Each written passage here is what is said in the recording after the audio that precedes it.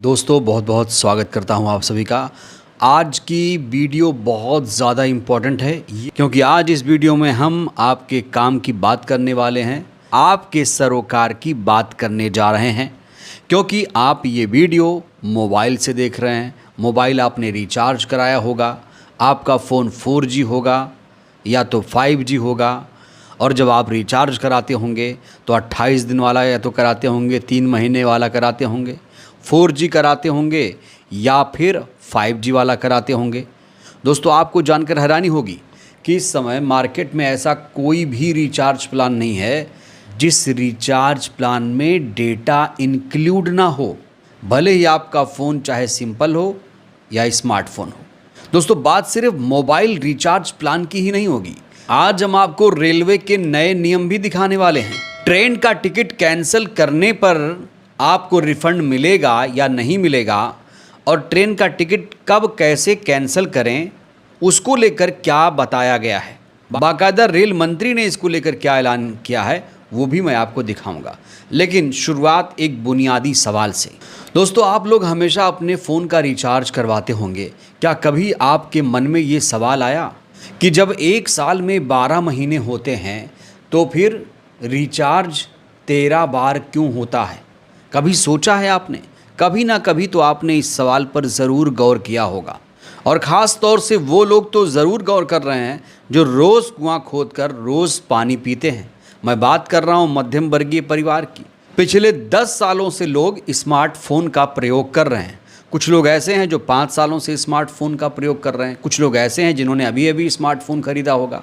अब सोचिए, जिन लोगों ने स्मार्टफोन लिया होगा वो हमेशा रिचार्ज कराते होंगे, साल में 12 बार नहीं 13 बार कराते होंगे। तो जाहिर तौर पर उनके दिमाग में ये सवाल ज़रूर आया होगा कि जब एक साल में 12 महीने तो फिर 13 बार रिचार्ज क्यों? जब महीने में 30 दिन होते हैं तो मोबाइल रिचार्ज की वैलिडिटी 28 दिन ही क्यों होती है? दोस्तों जब ये मुद्दा संसद में उठाया गया, खास तौर से राघव चड्ढा की तरफ से, तो अब सरकार जागी है और सरकार ने इसका समाधान शुरू कर दिया है। सरकार ने क्या कहा है वो आपको बताऊंगा, लेकिन सबसे पहले आपको ये बताना ज़रूरी है कि फ़ोन कितने तरह के होते हैं। फ़ोन 2 तरह के हैं, एक तो स्मार्टफोन, एक तो सिंपल फ़ोन। लेकिन रिचार्ज 3 तरीके का होता है दोस्तों। देखिए, जो स्मार्टफोन होता है उसमें 2 तरीके के रिचार्ज होते हैं, एक तो 4G वाला रिचार्ज, एक 5G वाला रिचार्ज।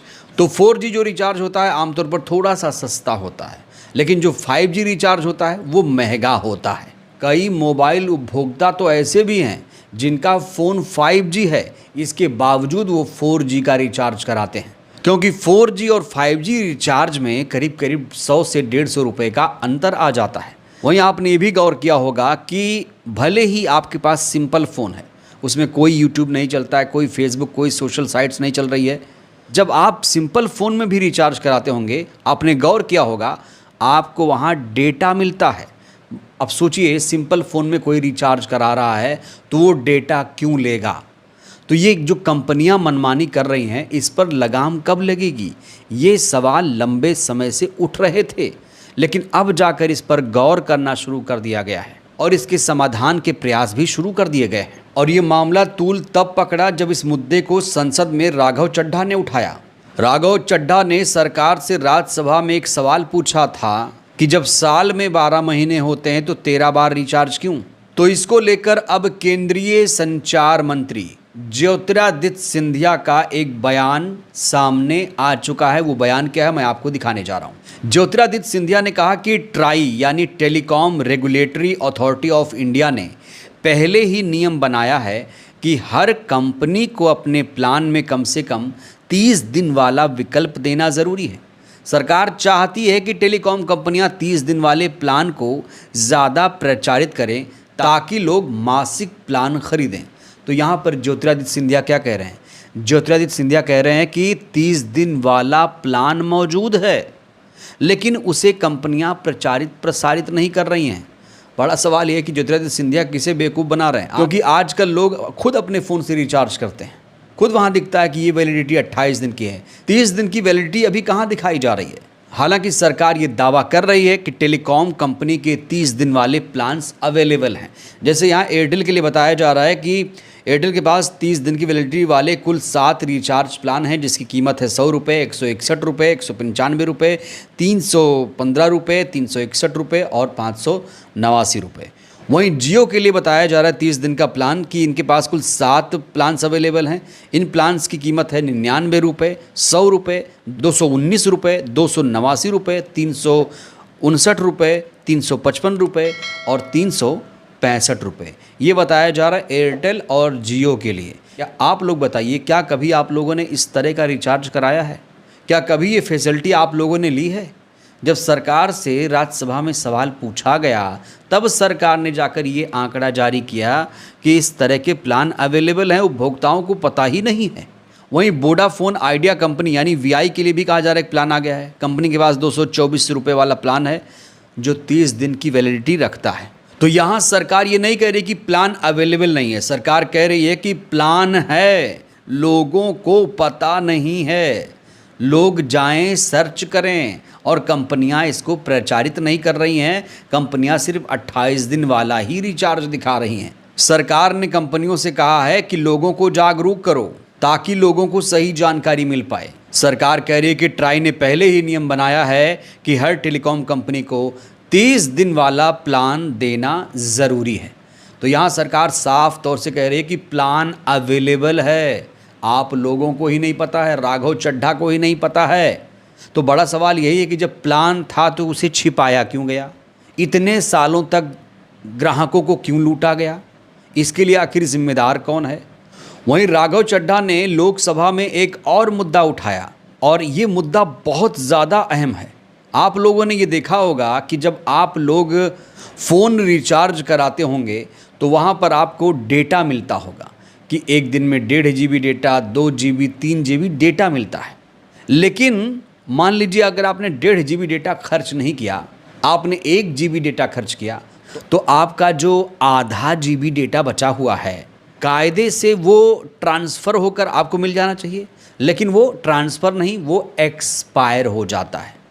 तो इसको लेकर भी राघव चड्ढा ने संसद में मुद्दा उठा दिया है। सबसे पहले सुन लेते हैं। डेटा लिमिट जो होती है रात 12 बजे समाप्त हो जाती है जैसे ही दिन खत्म होता है, और ये अनयूज डेटा जो है ये फोरफीट हो जाता है, ये अगले दिन रोल ओवर या नेक्स्ट डे कैरी फॉरवर्ड नहीं होता है। कंज्यूमर से पैसा तो पूरे डेटा का लिया जाता है, लेकिन ये अनयूज डेटा जो बचा हुआ डेटा होता है ये एक्सपायर हो जाता है जैसे दिन समाप्त होता है। सर फर्ज करिए कि महीने की शुरुआत में आपने अपनी गाड़ी में 20 लीटर पेट्रोल भरवाया, महीने के अंत तक 15 लीटर पेट्रोल कंज्यूम हो गया, 5 लीटर बच गया, तो क्या महीने के अंत पे पेट्रोल पंप वाला आकर आपको कहता है कि 5 लीटर पेट्रोल वापस कर दो क्योंकि उसकी वैलिडिटी समाप्त हो गई? नहीं, क्योंकि आपने पैसा पूरे 20 लीटर का दिया है। ठीक इसी तरह जितने डेटा का पैसा हमसे लिया जाता है उतना डेटा हमें यूज करने दिया जाए, वो एक्सपायर ना हो। तो राघव चड्ढा ने साफ तौर से कहा कि जो डेटा बच जाता है एक्सपायर नहीं, वो ट्रांसफर होकर हमें दोबारा रीयूज में लेना होगा। सरकार ऐसी भी व्यवस्था करे। तो अगर ऐसा हो जाता है तो आप लोगों को आने वाले दिनों में बहुत ज़्यादा राहत मिलने वाली है। अब हम बात करेंगे रेलवे की। रेलवे के कुछ नियम हैं जिसे आपको जानना चाहिए। टिकट कैंसिल आप लोग करते हैं तो कभी कभी रिफंड मिलता है, कभी कभी नहीं मिलता है। इसको लेकर रेल मंत्री ने बाकायदा देश के लोगों को एक अहम जानकारी साझा की है। अगर आप टिकट कैंसिल करते हैं तो आपको रिफंड मिलेगा, नहीं मिलेगा, कैसे मिलेगा, इसके बारे में रेल मंत्री ने कुछ जानकारी दी है, ज़रा सुनिए। फील्ड में हमने बातचीत की लोगों से, जब एजेंट से और जो इस तरह के लोग होते हैं उनसे बिल्कुल एकदम बिना पैसेंजर की तरह जाके डिकॉय बन के बातचीत जब की आरपीएफ के और कमर्शियल डिपार्टमेंट के लोगों ने, तो उन्होंने बताया कि लोगों की मैक्सिमम ब्लैक वाला टिकट खरीदने की जो टेंडेंसी होती है वो होती है 24 आवर्स पहले। तब वो कोई भी प्राइस देने के लिए तैयार होता है ब्लैक का टिकट खरीदने के लिए। तो एजेंट्स का वो जो इंसेंटिव है लास्ट मिनट वाला, उसको समाप्त करने के लिए 8 घंटे से पहले नो रिफंड कर दिया। 8 घंटे से पहले अगर कैंसिल कराते हो तो 0 रिफंड। 24 घंटे से 8 घंटे पहले अगर कराते हो तो लेट कैंसिलेशन का उसमें 50% रिफंड करेंगे और 50% रिफंड नहीं करेंगे। और ये वाला जो सेक्शन है ये है मैक्सिमम एजेंट्स का यहाँ पे काम खत्म हो जाता है। 72 टू 24 आवर्स वाला जो पीरियड है, इसमें कैंसिलेशन कराओ, पहले ये 0 होता था। 24 आवर्स से पहले 0 होता था ना, 48 आवर्स से पहले 0 होता था। तो लोग 48 से जस्ट 1 घंटे पहले एजेंट अपना वो टिकट कैंसिल कर देते थे। तो इन सब स्टडी को ध्यान में रखते हुए ये लेके आए कि 72 टू 24 आवर्स में 25% ऑफ द फेयर इंट्रोड्यूस किया, जो कि कैंसिलेशन का चार्ज रहेगा। और 72 आवर्स से पहले जेन्युइन पैसेंजर है जिसने अगर कैंसिल कराया है, और अगर और भी कोई है तो उसमें नो डिडक्शन एक्सेप्ट दी जो एक मिनिमम जो चार्ज होता है मिनिमम टिकट पे कैंसिलेशन का, वो रहेगा इसमें। तो बहुत सिग्निफिकेंट चेंज आएगा, ऐसा हमारा मानना है। बहरहाल दोस्तों, इस वीडियो में इतना ही। उम्मीद करता हूँ आपको ये जानकारी अच्छी लगी होगी। अगर जानकारी अच्छी लगी तो ज़्यादा से ज़्यादा लोगों तक ये वीडियो पहुँचाइए। और अभी तक आपने अगर चैनल सब्सक्राइब नहीं किया है तो चैनल को ज़रूर सब्सक्राइब करें, और ये ज़रूर बताएं कि आपको क्या अभी भी 13 बार साल में रिचार्ज करना पड़ता है। राघव चड्ढा ने जो मुद्दा उठाया है, इस मुद्दे से आप लोग कितने सहमत हैं? सरकार जो रिचार्ज प्लान वाला जवाब दे रही है, क्या वो सही दे रही है? प्रतिक्रिया आप लोग भी दीजिएगा। बहुत बहुत धन्यवाद।